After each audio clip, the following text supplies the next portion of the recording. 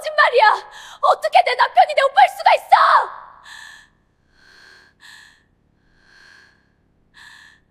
잘 봐.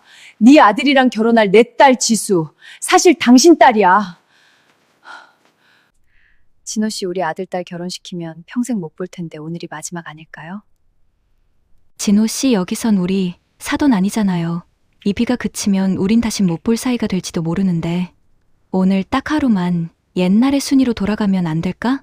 제 앞에는 곧 제 며느리가 될 아이의 생모, 예비 사돈 명숙 씨가 젖은 몸을 떨며 서 있었습니다. 빗물에 젖은 그녀의 등산복 위로 숨길 수 없는 굴곡이 고스란히 드러났습니다. 이성을 붙잡으려 할수록 제 눈은 그녀의 젖은 입술과 파르르 떨리는 어깨에 머물렀습니다.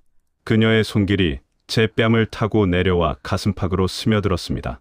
금기라는 단어는 이미 빗물에 씻겨 내려간 지 오래였습니다. 저는 자석에 이끌리듯 그녀의 허리를 감싸 안았습니다. 삼류 영화의 한 장면처럼 우리는 서로의 젖은 살결을 탐하며 거칠게 엉켰습니다.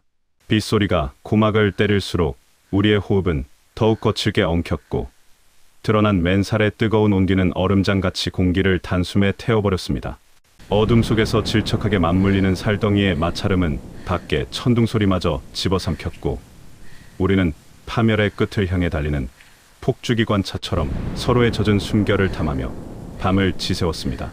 폭풍 같은 정사가 지나간 새벽, 지독한 죄책감 속에 눈을 뜬 저에게 명숙 씨는 담배 연기를 내뿜으며 인생에서 가장 잔인한 반전을 선물했습니다. 어제 좋았어? 사돈 근데 어쩌지? 당신 아들이랑 결혼할 내 딸 지수 사실 당신 딸이야. 당신이 버린 핏줄끼리 결혼해서 평생 지옥에서 사는 꼴 내가 보여줄게. 하늘이 무너지는 듯한 폭탄 같은 말에 정신이 어찌랬습니다.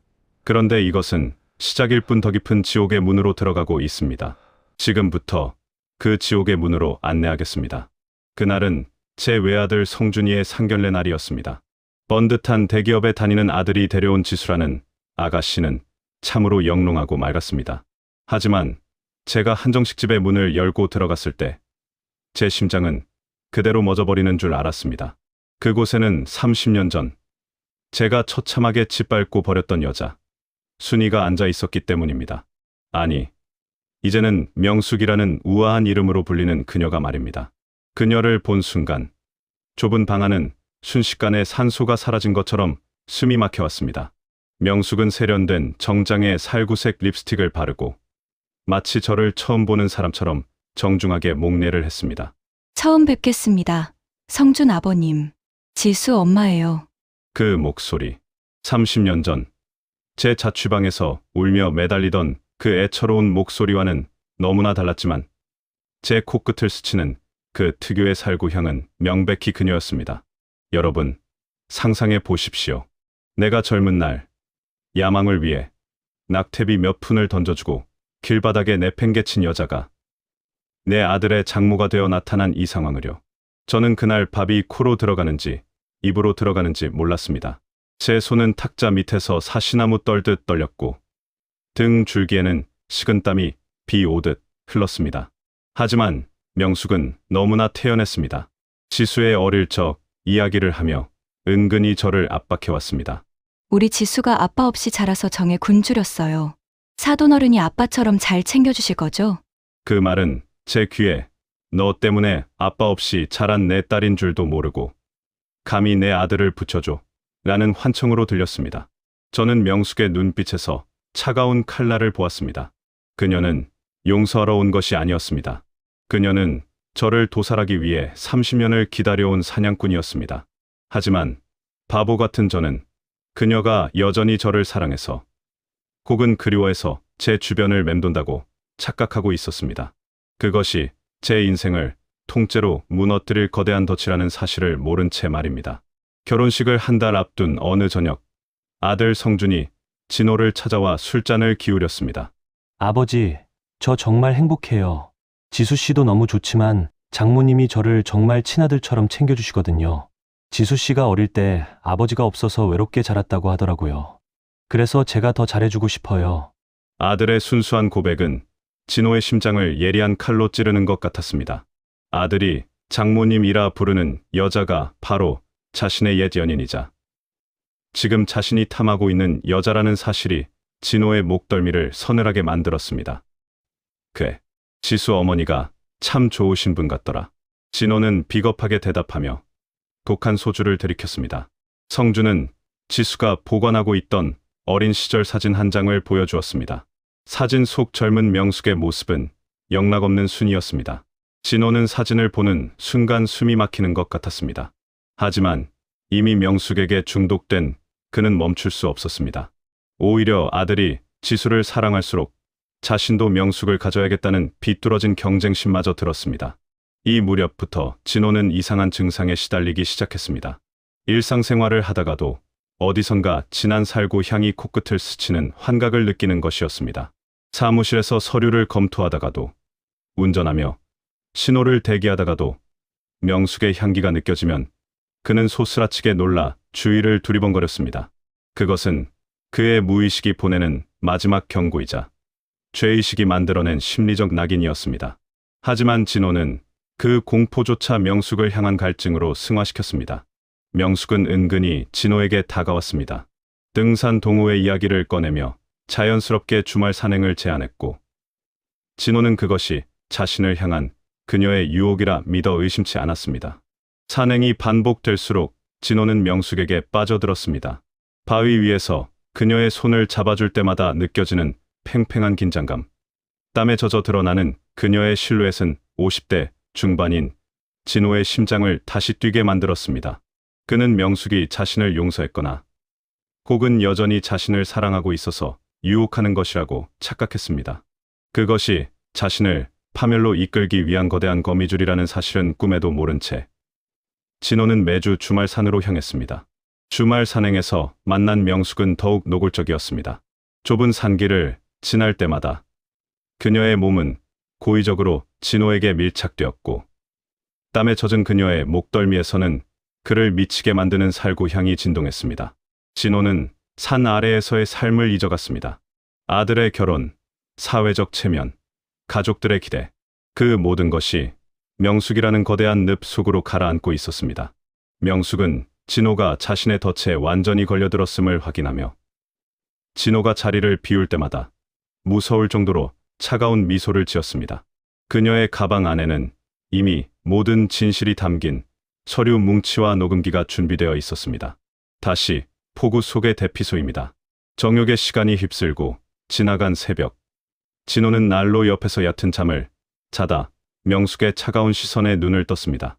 명숙은 창밖의 빗줄기를 바라보며 담배를 피우고 있었습니다. 어제의 유혹적이던 눈빛은 온데간데 없고, 그 자리엔 오직 30년을 갈아온 복수의 칼날만이 번뜩이고 있었습니다. 진호가 당황하며 그녀의 어깨에 손을 올리려 하자 명숙은 혐오스럽다는 듯 그의 손을 쳐냈습니다. 좋았니? 30년 만에 다시 안아본 내 몸이? 명숙의 목소리는 얼음 송곳처럼 진호의 고막을 찔렀습니다. 진호는 당혹감의 말을 더듬었습니다. 명숙아, 갑자기 왜 그래? 어제 우리 분명히 서로의 마음을 확인했잖아. 명숙은 광기 어린 웃음을 터뜨렸습니다. 내가 나한테 마음이 어딨어? 30년 전에도 지금도 넌 그저 내 욕정밖에 모르는 짐승일 뿐이야. 내가 누군지 정말 몰라서 묻는 거야. 이 진호? 명숙은 가방에서 서류 한 뭉치를 꺼내 진호의 가슴팍에 던졌습니다. 그것은 지수의 출생 기록과 유전자 검사 결과지였습니다. 잘 읽어봐. 내가 그때 낙태하라고 던져준 그 돈 난 안 썼어. 그 돈을 움켜쥐고 피눈물을 흘리며 널 저주했지. 그리고 지수를 낳았어. 내가 버린 내 딸 지수 말이야. 진호의 눈이 뒤집혔습니다. 무슨 소리야? 지수는 내 전남편이랑 낳은 딸이잖아. 명숙은 진호의 멱살을 잡고 속삭였습니다. 전 남편. 그런 건 없어. 오직 너에게 복수하기 위해 지수를 키웠고, 내 아들 성준이 옆에 지수를 보낸 거야. 너희 집안을 송두리째 파멸시키기 위해서. 진호는 구역질이 올라와 바닥을 기었습니다. 자신의 친아들과 친딸이 결혼을 앞두고 있다는 천인공노할 사실, 그리고 자신이 방금 전까지 함께 밤을 보낸 여자가 자신의 아이를 낳았던 첫사랑이자 동시에 자신의 친딸의 어머니라는 사실이 그를 무너뜨렸습니다. 명숙은 비릿한 미소를 지으며 진호의 귀에 대고 마지막 사형 선고를 내렸습니다. 어제 우리가 대피소에서 한 짓 낱낱이 녹음됐어. 그리고 난 이 사실을 결혼식 날 온 세상에 공개할 거야. 내 아들과 딸이 서로의 정체를 알게 됐을 때의 표정. 정말 기대되지 않니? 운명의 날은 잔인하게도 화창했습니다.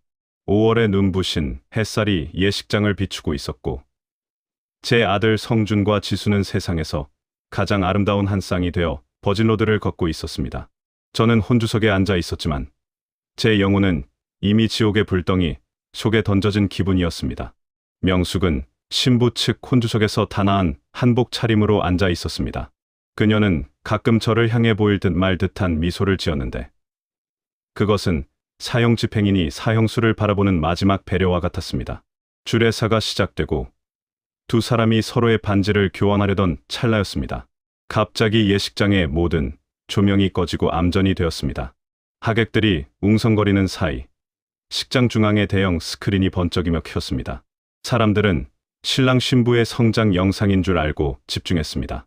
하지만 스크린에 뜬 것은 제 아들의 웃는 얼굴이 아니었습니다. 그것은 유전자 검사 결과지와 함께 며칠 전 대피소에서 제가 명숙과 나눴던 그 추잡하고도 은밀한 대화의 녹음 파일이었습니다. 우리 사돈끼리 이러면 안 되는데. 괜찮아. 오늘만은 잊어버려. 제 목소리가 예식장 가득 메아리칠 때 식장은 순식간에 아수라장이 되었습니다. 성주는 믿기지 않는다는 듯 저를 바라보며 절규했습니다. 아버지, 이게 다 무슨 소리예요? 저 사람이 지수 엄마랑 그리고 이어지는 명숙의 마지막 나레이션이 예식장을 얼려버렸습니다. 성준아, 내 아버지가 버린 내 동생 지수랑 결혼하는 기분이 어떠니? 축하한다. 근친상간의 주인공이 된 걸. 그 순간 지수는 웨딩드레스를 부여잡고 피를 토하듯 오열하며 쓰러졌고 성주는 그대로 정신을 잃고 단상 아래로 고꾸라졌습니다. 명숙은 그 아수라장 속에서 천천히 일어나 저를 향해 마지막으로 입술을 달싹였습니다. 이제 비겼네, 진호 씨. 그리고 그녀는 연기처럼 예식장을 빠져나갔습니다. 사건 이후 제 삶은 형언할 수 없는 폐허가 되었습니다. 성준이는 그날 이후 실종되었고 지수는 정신병원에서 자기가 누구인지도 잊은 채 하루하루를 보냅니다. 저는 모든 재산과 사회적 지위를 잃고 이제는 아무도 찾지 않는 시골의 낡은 컨테이너에서 술로 연명하고 있습니다. 가끔 바람에 살구 향이 실려올 때면 저는 발작하듯 소리를 지르며 격에 머리를 박습니다. 여러분, 기억하십시오. 과거에 던진 돌은 반드시 시간이 흘러 당신의 머리 위로 떨어집니다.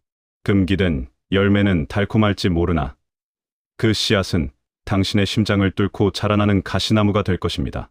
제 인생은 그 화창했던 예식장의 어둠 속에 영원히 갇혀버렸습니다. 죽음보다 더한 지옥은 바로 오늘을 살아내야 하는 저의 숨소리입니다.